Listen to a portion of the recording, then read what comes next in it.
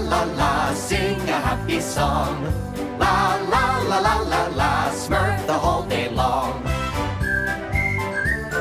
Smurf along with me. Simple as can be. Next time you're feeling blue, just let a smile begin.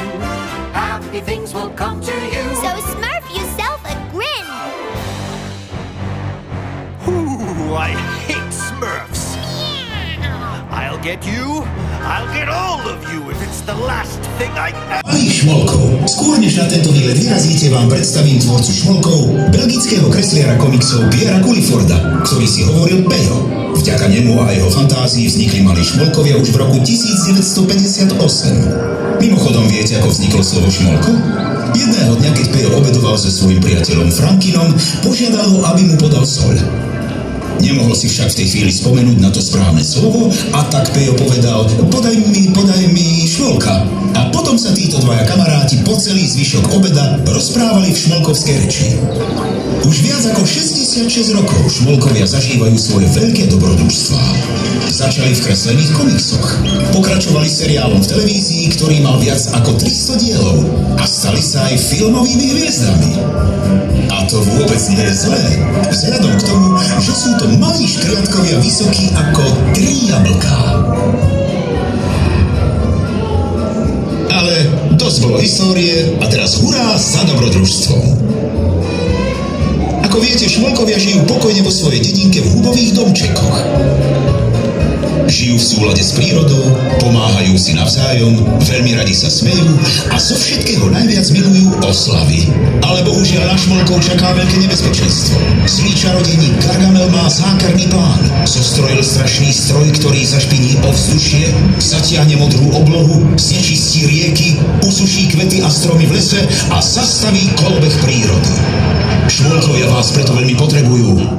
Musíte im pomôcť prekaziť Gargamelové plány a zničiť jeho stroj. Pozorne počúvajte. Poradím vám, ako môžete spolu so šmolkami zachrániť ich svet. Keď vstúpite do lesa, choďte rovno do šmolkovskej dediny. Cesta je však veľmi tajná. Do dediny môže vstúpiť len a len skutočný šmolko. Počas vašej cesty začne účinkovať šmolkovské kúzlo a vy sa začnete zmenšovať. Pozrite sa na stromy a kvety okolo. Sú stále väčšie a väčšie? Nie, to vy ste menší a menší. Až budete veľkí ako šmolkovia. Vaši rodičia možno zostanú trochu vyšší. Keď vstúpite do šmolkovskej dediny, poriadne si užite zábavu so šmolkami. Pozdravte sa so šmolinkou, naučte sa hovoriť šmolkovskou rečou a tiež zistite, ktorému zo šmolkov sa najviac podobáte. Nezabudnite však navštíviť tatka šmolka v jeho domčeku. Napite sa kúzelného elixíru a pozrite sa do kúzelných zrkadiel. Vaša premena na šmolka je dokončená. Potom už bude ten správny čas vyraziť za dobrodružstvom a pomôcť šmolkom proti Gargamelovi. Ale pozor, cesta je plná nástrah. Pozerajte pozorne do svojej mapy, aby ste sa nestratili. Prekonajte svetielkujúci les, preskočte rieku a pozor, nenechajte sa chytiť do pasce. Ako náhle sa dostanete do Gargamelovho laboratória, zničte jeho obrovský zlý stroj. Všetci šmolkovia vám budú pomáhať. Keď spoločne zvíťazíte a zachránite šmolkovský svet, odletíte na Veľkom oceánovi na poriadnu šmolkovskú oslavu. Než sa na svoju dobrodružnú cestu vydáte, musíte si zapamätať dve dôležité veci, takže pozorne počúvajte. Poprvé, keď na podlahe uvidíte tento symbol, znamená to poď bližšie, šmolko ti chce niečo povedať. A po druhé, viete, na čom šmolkom hneď po dobrom jedle najviac záleží? No predsa na tom, ako chrániť prírodu, samozrejme. Šmolkovia pre vás pripravili 10-dielny prírodovedný chodník, na ktorom sa naučíte, ako správne chrániť prírodu. Tak si ich veľmi pozorne prezrite a poproste rodičov, nech vám ich prečítajú. A keď sa pozriete do svojej mapy, zistíte, že šmolkovia pre vás pripravili ešte jednu zaujímavú hru. Do parku umiestnili 17 tabuliek s rozprávaním o OSN. Tabuľky hovoria o tom, ako zlepšiť život pre všetky deti na našej planéte. Nevadí, že ste ešte malí. Spoločne so šmolkami môžete pomôcť zmeniť náš svet k lepšiemu. Pokiaľ sa vám podarí nájsť všetkých 17 tabulí OSN a priradiť ich k správnemu predmetu, pri ktorom sú, dostanete na konci diplom a pečiatku ako dôkaz, že ste túto záchrannú misiu absolvovali. No a teraz ste už naozaj pripravení. Šmolkovia netrpezlivo čakajú, až sa s nimi vydáte za fantastickým dobrodružstvom. A hlavným hrdinom v celom príbehu budeš ty. Tu ste. Šmolkova, to rád vás vidím.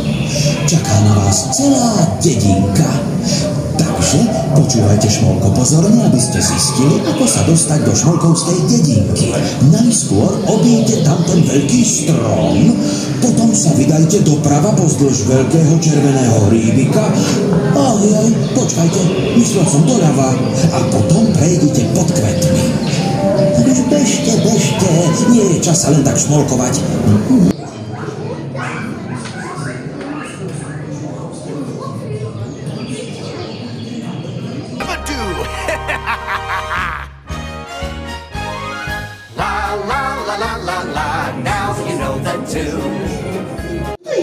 Vidím tu množstvo detí. Dúfam, že Šmolko Žemloš pripravil nejaké tortičky a čučoriedkový džús pre všetkých. Ach, to bude skvelé. Ja sa idem rýchlo Šmolko pripraviť. Tento raz budem so svojím úžasne diabolským plánom určite 100% úspešný. Pomocou energie, ktorú vysajem z jediného šmolka, budem môcť prevádzkovať tento pekelný stroj. Všetko je už takmer pripravené. Vzduch v šmolkovskej dedine sa zahreje tak, až sa šmolkovia udusia, rastliny zvednú a somrú, rieka bude plná odpadkov, voda vyschne. Potom nebudú mať šmolkovia inú možnosť, než opustiť svoju dedinu. Konečne ich všetkých chytím. Budem najmocnejším čarodejníkom na svete. Neboj sa, Azrael.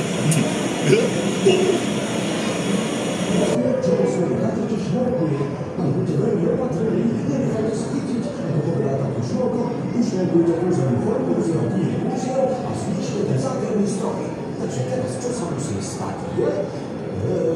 Zamieriť sa z bucholatky. Áno, bucholatky. Čo? Áno, bucholatky.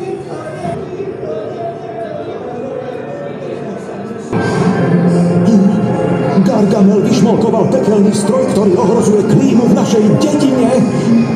Musí byť zničený, kým bude príliš neskoro. Takže ty a ty prebehnete začarovaným lesom a pôjdete sa pozrieť, čo vo svojej chatrči šmolkuje. Ale buďte veľmi opatrní, nenechajte sa chytiť. Ako povedal tatko Šmolko, ušmolkujte kúzelnú formulu z jeho knihy kúziel a zničte ten zákerný stroj. Takže teraz, čo sa musí stať? Zamieriť sa z bucholatky. Áno, bucholatky. Čo? Áno, bucholatky. Nie. Dobre. Pridám sa neskôr.